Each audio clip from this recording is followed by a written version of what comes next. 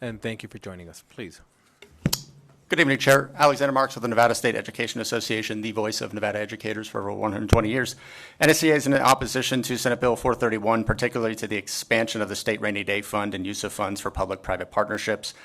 Instead, we believe that state revenues should be more aggressively appropriated for public services, including K-12 public education.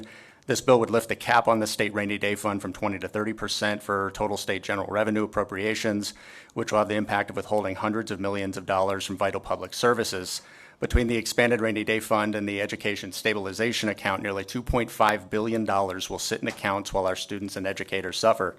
A couple days ago, the NEA, the National Education Association, released their annual ranking of states for 2022, and Nevada continues to struggle. We are once again 48th in the country in per pupil funding, more than 5,000 behind national average and 1,000 behind Alabama and Mississippi.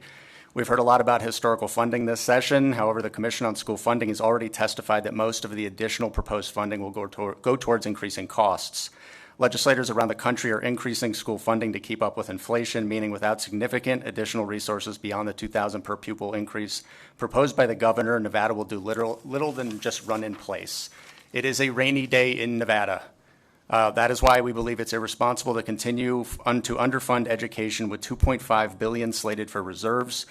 We would encourage this legislative body to program a large portion of reserves to keep moving, or we encourage legislators to program a large portion of reserves to keep moving forward with optimal funding, not just running in place, so we can ensure a high-quality education. Properly funding our schools and public services is hard work and isn't necessarily as flashy as a proposal to create a new bank account where the governor can spend hundreds of millions of dollars on public-private partnerships, but we believe we should be funding our public schools instead. Thank you. And thank you for joining us. Please.